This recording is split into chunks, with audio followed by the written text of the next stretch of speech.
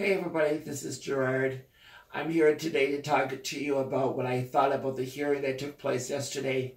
It was a long 9 hours, but I really feel that I really understood what was going on in my heart and what was taking place. At the end, I want to share a little bit about my abuse that happened to me, but right now I'm going to talk to you. Who did I believe? I actually believe both of them. The reason why I believe both of them is because they did a good job. Both of them did a good job of trying to get their case out. But the thing reason why I believe her and him, let's go to her first. The reason why I really do believe that she was sexually assaulted, but not by Judge Kavanaugh or Kavanaugh. I don't think I know it wasn't him, and I tell you why. Now, if you remember, it came out of the press that Dr. Ford, mom and dad, was losing her house, their house. The parents were losing the house. It was the judge that was over that situation was Judge Brett's mother, who was also a judge. Somehow that the house was closed down. They lost their case. And I believe that really affected Dr. Ford's decision, and it really hurt her. And she knew Dr. Brett. Judge Brett. She knew who he was because of school and everything. Even though they went to different schools, but what happened was the anger that her parents' house was taken away, and so here, when it was time for a nominee to be for the Supreme Court, she remembered there was 3 names that President Trump had, and one of them was Judge Kavanaugh, and his name was on that list.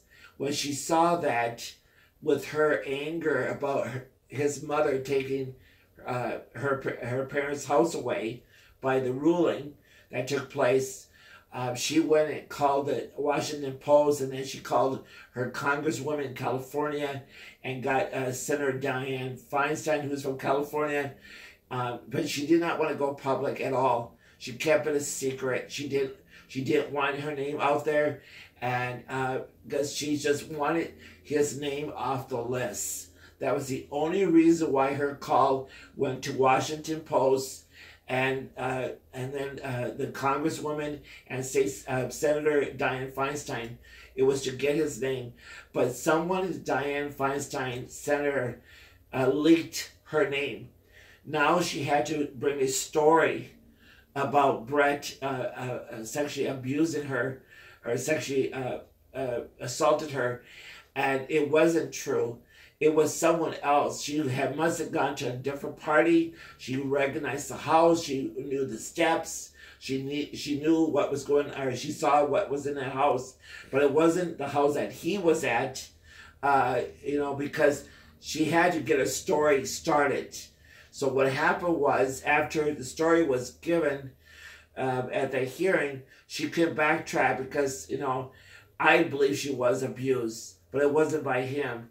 So when he came on the scene yesterday afternoon to share his testimony, I believe he's telling the truth. I do believe that he might even know who assaulted her. I don't know. I think he does. Maybe not. But the point was, both lives were damaged by that hearing. I believe the Democrats are taking this and using this because they don't want a conservative judge on the Supreme Court. And it's sad that the Democrats did this to her and they did this to him.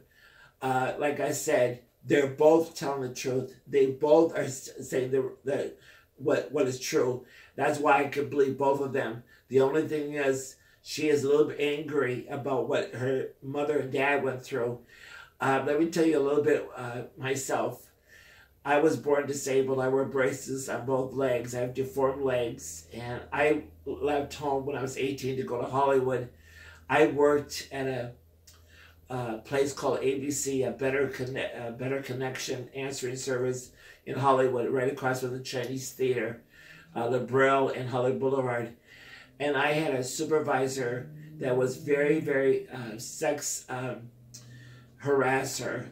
He would ask me to go home with him, spend the night, day after day. Kept saying, no, I'm not into that. He just kept on and on and on for at least 30, 40 days. Finally, he went to the owner and got me fired. It was very devastating. I didn't have any laws to protect me. I felt so, in fact, if I had PTSD, I might have had it then, because I was so distraught and so hurt for days, because it was a job that I could do. I was so happy to work there. It was an answering service for producers, actors, for studios.